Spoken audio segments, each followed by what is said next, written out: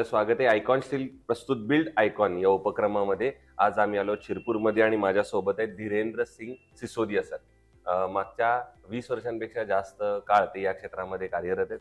अनेक रेसिडेन्शियल प्रोजेक्टची निर्मिती त्यांच्या हातून झालेली आहे. आजवरच्या त्यांच्या प्रवासाबद्दल आपण त्यांच्याशी गप्पा मारणार आहोत. सर, बिल्ड आयकॉन हा उपक्रम असा आहे की ज्यामध्ये तुमच्यासारख्या अनुभवी सिव्हिल इंजिनियर्सकडनं आम्हाला तुमचा स्वतःचा प्रवास जाणून घ्यायचा आहे. त्याचबरोबर या क्षेत्रात जे नवीन तरुण इंजिनियर्स येत आहेत त्यांच्यासाठी मार्गदर्शक काहीतरी सकारात्मक चर्चा ही घडेल यासाठी हा बिल्ड आयकॉन प्लॅटफॉर्म आहे. सुरुवात करूया आजच्या गप्पांना. आणि पहिला प्रश्न मला असा विचारायचा आहे की तुमचं शालेय जीवन, तुमचं कॉलेज जिथून आपण सिव्हिल इंजिनिअरिंग केलं, आणि सगळ्यात महत्त्वाचं म्हणजे या क्षेत्रात येण्यामागची प्रेरणा कोणाची होती ज्यांच्यामुळे तुम्हाला असं वाटलं की मलाही एक सिव्हिल इंजिनियर बनायचे आणि या क्षेत्रात काहीतरी नाव कमवायचे? काय सांगाल? मी तसा प्रॉपर यावलचा आहे, जळगाव जिल्हा. तिकडेच माझं 10वी पर्यंतचं शिक्षण झालं.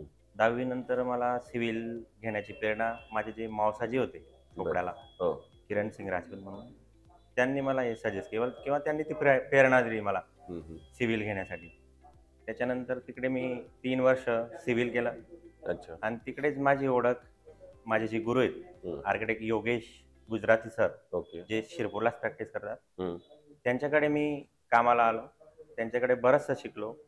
ह्या कामाबद्दल बरेचसे नॉलेज त्यांच्याकडूनच मला मिळालं. आणि मागच्या 2008 पासून तर आजपर्यंत मी या क्षेत्रात चांगल्या प्रकारे काम करतोय. बरोबर आहे. हे झाल्यानंतर तुम्ही थेट स्वतःच्या कन्सल्टन्सीला सुरुवात केली का आधी कुठं प्रॅक्टिस केली आणि त्याच्यानंतर तुम्ही कन्सल्टन्सीमध्ये उतरला? तो प्रवास कसा होता? ते ना, मी आलो इकडे 99ला शिरपूरला. 99 पासून मी प्रॅक्टिस करायला यांच्याचकडे गेलो, गुजराती सरांकडे सुरुवात केली. नंतर सुरुवात जी झाली शिरपूरला, बरोबर, ती एकदम चांगल्या गुरुपासूनच झाली माझी. त्यांच्यामुळे मला हा टप्पा मी गाठू शकलो व्यवस्थित. क्या बात आहे. सो मग असं पुढचा प्रश्न विचारायचा की पहिला स्वतःचा इंडिव्हिज्युअल प्रोजेक्ट आठवतोय का? त्याची काही आठवण सांगाल का? हा, आठवतोय मला. पहिला प्रोजेक्ट मी इकडे शिरपूरला स्टेट बँक कॉलनी म्हणून आहे, तिकडे खाली लोड बेरिंगचं घर होतं ते, आणि वरती मी त्याला फर्स्ट फ्लोअर माझ्या पद्धतीने डेव्हलप केला. बरोबर. अच्छा. आणि तो पहिला प्रोजेक्ट होता. पण मग तो प्रोजेक्ट करताना काही आव्हानं आली किंवा काही अडचण वाटली किंवा आडायला झालं, पुढं काही कळत नाही आता काय करावं, असं काही एखादा प्रसंग आठवतोय का? तसा प्रसंग मला कमीत कमी आले प्रत्येक कामामध्ये. कारण की मला जे नॉलेज मिळालं होतं आमच्या सरांकडून, ते इतके चांगलं आणि उत्तम प्रकारे मिळालेलं आहे मला की मला अडचणी हा भाग बऱ्याच वेळा येत नाही. क्या बात आहे. म्हणजे तो पाया एक प्रकारे तुमचा तसा पक्का झालेला. तर त्याच्यामुळे ते हे झालं. आता आपण थेट सिव्हिल इंजिनिअरिंगशी रिलेटेड काही प्रश्नांकडे येऊया. त्यातला सगळ्यात महत्वाचा प्रश्न आहे ते म्हणजे या क्षेत्रामध्ये आपण म्हणू कामगारांचं प्रमाण खूप मोठं आहे. लेबर ओरिएंटेड इंडस्ट्री ही सगळ्यात महत्वाची, आणि त्या लेबरमध्ये अकुशल कामगार किंवा अनस्किल्ड लेबरचं पर्सेंटेज पण खूप जास्त आहे. पण जर अशा अनस्किल्ड लेबरकडून जर महत्वाचं कुठलं तरी काम करून घेतलं किंवा त्यांना महत्वाची जबाबदारी दिली तर कन्स्ट्रक्शनमध्ये एखादा धोका किंवा दुर्घटना सुद्धा संभवते. तर अकुशल कामगारांकडून काम करून घेणं हे कितपत धोकादायक आहे असं तुम्हाला वाटतं? त्यांच्यासोबत काम करत असताना ते जे त्यांच्या लेवलला विचार करतात, त्यांच्या लेवलला जाऊन आम्हाला हे विचार करून घ्यावा लागतो. कुठल्याही गोष्टीत किंवा कुठल्या कामामध्ये काय धोका आहे त्याची कल्पना अगोदरच आम्ही त्यांना द्यायचा प्रयत्न करतो. बरोबर. आणि ती दुर्घटना होऊ नये याची भरपूर प्रकारे आम्ही काळजी घ्यायचा प्रयत्न करत असतो. जे आमच्याकडे इकडे उपलब्ध आहेत साधनं वगैरे शिरपूरला, बरोबर, त्याचा पण आम्ही उपयोग घेण्याचा प्रयत्न करतो. बरोबर. पण शहरात जे काही आहेत सेफ्टीचे जे काही नॉर्म्स आहेत किंवा काही साहित्य त्यांना उपलब्ध होतं शिरपूरला, त्या प्रकारे होत नाही. पण जे आहे त्याच्यात आम्ही चांगल्यात चांगला त्याचा उपयोग करण्याचा प्रयत्न करतो. बरोबर. तुम्ही आजवर 1000 पेक्षा जास्त प्रोजेक्टचा तुमचा अनुभव आहे. पण मला एक प्रश्न असा विचारायचा मग त्यातून की बऱ्याचदा कस्टमरचं किंवा त्या क्लायंटचं असं म्हणणं असतं की माझं बजेट कमी आहे घर बनवताना, किंवा तो आधीच सांगून टाकतो की मला 15 लाखातच आता घर बसवून द्या. अशा वेळेला तुम्हाला एक इंजिनियर म्हणून क्वालिटीशी तर कॉम्प्रोमाइज करायचं नसतं आणि क्लायंटचं बजेटही तेवढं राखायचं असतं. तर या दोन्हीचा समतोल तुम्ही कसा साधता? जर बजेटमध्ये घर करायचं असेल तर मी असं साधारण सजेस्ट करतो लोकांना की स्टील सिमेंटमध्ये तर काही कॉम्प्रोमाइज होणं शक्य नाही आहे. मग आपण समजून घ्या जसं की फ्लोरिंग आहे किंवा लाईटचे काही एक्स्ट्रा पॉइंट्स आहेत किंवा अवास्तव खर्च आहे, कुठं गरज नसताना जास्तीचा खर्च होतोय, तो जर आपण आवाक्यात आणण्याचा प्रयत्न केला तर थोडाफार बजेटमध्ये घर येऊ शकतं. जे घराला आवश्यक आहे किंवा जे क्लायंट स्वतः वापरणार आहे वस्तू, त्याच्यावर खर्च जर केला बरोबर आहे तर तो योग्य प्रकारे खर्च मग मी मानेल. अवास्तव लोकांना दाखवण्यासाठी भरपूर काही इलेव्हेशन बनवणे किंवा बरेचसे लाईटचे पॉइंट एक्स्ट्रा काढणे, हा जर आपण खर्च थोडासा कमी केला तर आपलं घर थोडंसं बजेटमध्ये येऊ शकतं. बरोबर आहे. दुसरा एक प्रश्न मग याच्यातून असा निर्माण होतो, की जर चांगलं दर्जेदार बांधकाम करायचं असेल, तर काय महत्त्वाच्या टिप्स तुम्ही द्याल, की हे जर फॉलो केलं तर एक चांगलं दर्जेदार बांधकाम तुमचं टिकू शकतं, ज्याच्यामुळे दीर्घायुषी एक वास्तू राहील अशा दृष्टीने. तर त्यातले काही महत्त्वाचे पॉइंट सांगू शकाल का? दर्जेदार बांधकाम करायचं असेल तर पहिलीच गोष्ट तर क्वालिटी कंट्रोल, म्हणजे क्वालिटीकडे लक्ष द्यायला पाहिजे. स्टील जे आहे ते स्पेशलाइज डिझायनर कडून डिझाईन करून मागवून मग वापरलं गेलं पाहिजे. जनरल जी प्रॅक्टिस आहे इकडे म्हणा किंवा जनरली धुळे जिल्ह्यात म्हणा, ते स्वतः काहीतरी कॉलम मध्ये किंवा बीम मध्ये किंवा जाडीमध्ये स्वतः डिझाईन करून काहीतरी वापरून घेतात. तर ते माझं असं म्हणणं आहे की जे स्टील डिझायनर आहेत स्पेशल, त्यांच्याकडनं स्टील डिझाईन करून मगच बिल्डिंग मध्ये वापरलं गेलं पाहिजे. त्याच्यामुळे एक फायदा पण आहे, म्हणजे जास्तीचं पण स्टील जाणार नाही आणि कमीही जाणार नाही. बरोबर. तो एक आपला निश्चितपणे फायदा आहे. त्याच्यामुळे आपलं बिल्डिंगचं जे लाईफ आहे ते प्रॉपर आपलं वाढणार आहे, चांगलं होणार आहे.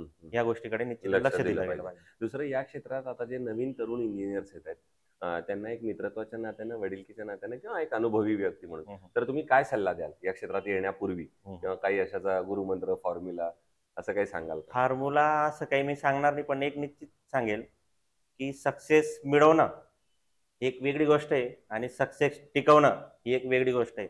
तर तुम्ही सक्सेस टिकवण्याकडे लक्ष द्या, असं मी त्यांना एक माझ्या मर्जीने सांगण्याचा प्रयत्न करेन. फार महत्वाचा सल्ला किंवा फार महत्वाचं वाक्य तुम्ही सांगितलं. आता दुसरं असं की तुम्ही आता इथं इतके वर्ष काम करताय, तर धुळे जिल्ह्याच्या विकासाचं व्हिजन असं जेव्हा आपण म्हणतो, तर तुमच्या नजरेतून, तर तेव्हा तुमच्या डोळ्यासमोर कुठले महत्वाचे मुद्दे येतात, असं त्याबद्दल काय सांगाल? तसा जर विचारात घेतला तर आम्ही जे काम करतोय आता शिरपूरमध्ये, हे धुळे जिल्ह्यातच येतं. मग मी जे काम करतोय ते मी एकदम प्रामाणिकपणे आणि लक्षपूर्वक काम करतोय, तर तो एक भाग धुळे जिल्ह्याला विकसित करण्याचाच आहे माझा पण. बरोबर.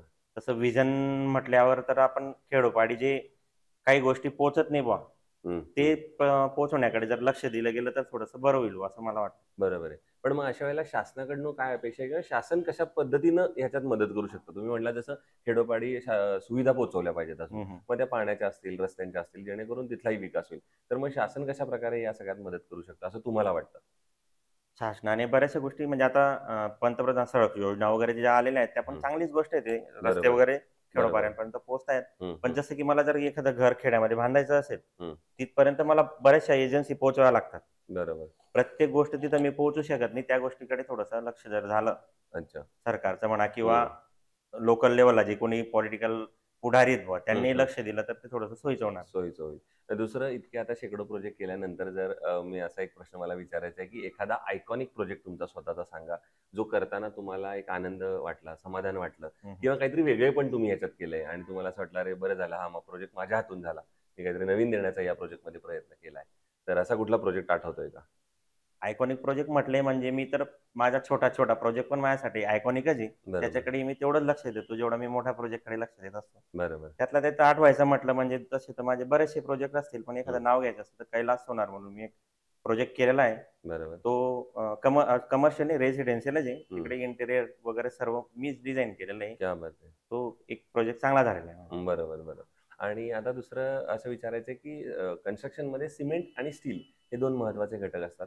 तर स्टील निवडताना तुम्ही काय गुणवैशिष्ट्य किंवा काय क्वालिटी बघता आणि मग ठरवता की हे स्टील चांगलं आहे, हे आपल्याला घ्यायला पाहिजे, किंवा जनरली हे स्टील वापरावं चांगल्या बांधकामासाठी? काय सांगता? स्टील किंवा सिमेंट या दोन गोष्टी अशा आहेत की जे काही फॅक्टरी असेल किंवा जी कंपनी स्टील जी असतील ते येतं मुख्यतः करून जालन्याहून. बरोबर. मग आम्ही जालन्याला स्टील फॅक्टरीला व्हिजिट केलेले आहेत. तिकडे काय काय क्वालिटीकडे लक्ष दिलं जातं, कशा प्रकारे क्वालिटी मेंटेन करून स्टील बाहेर पडतं, ते बघितलं असल्यामुळे आम्हाला पूर्णपणे आम्ही निश्चित आहोत की स्टील जे येत आहे आपल्यापर्यंत, पोहोचतंय आमच्यापर्यंत, ते पूर्ण क्वालिटी कंट्रोल स्टील आहे. त्यातल्या त्यात आयकॉन जर म्हटलं तर आम्ही वापरतोच येते, पण ते आम्ही फॅक्टरी व्हिजिट करून आलेलो आहेत आयकॉन. बरोबर. तर मग आयकॉन स्टील तुम्ही कुठल्या प्रोजेक्टवर स्वतः वापरलंय का तुमच्या प्रोजेक्ट पैकी, आणि तुमचा कसा होता अनुभव त्यांच्या सर्व्हिसेस बद्दल सुद्धा? सर्व्हिस तर चांगल्या प्रकारे मिळते आम्हाला, सर्व्हिसची काही अडचण नाहीये. स्टील एका प्रोजेक्टवर भरपूर प्रोजेक्टवर चालू असेल कदाचित. मी कसं आहे, मी जे काम करत असतो ते मी सुपरविजनने करत असतो, कन्सल्टिंग इंजिनियर म्हणून काम करतोय. कॉन्ट्रॅक्टर म्हणून मी जास्त काम करत नाही. हम्म. त्याच्यामुळे कमीत कमी माझा डीलर लोकांशी किंवा दुकानदारांशी संबंध येतो. त्याच्यामुळे मी ते स्टील बऱ्याच प्रोजेक्टवर चालू आहे माझं बरं. हे होते इंजिनियर धीरेंद्र सिंग सिसोदिया सर, आणि त्यांनी इतक्या मनमोकळेपणाने गप्पा मारल्या. पण त्यातलं महत्त्वाचं वाक्य जे मी मगाशी पण सांगितलं, मला फार आवडलं, ते म्हणजे यश मिळवण्यापेक्षा यश टिकवण्याकडे लक्ष द्या.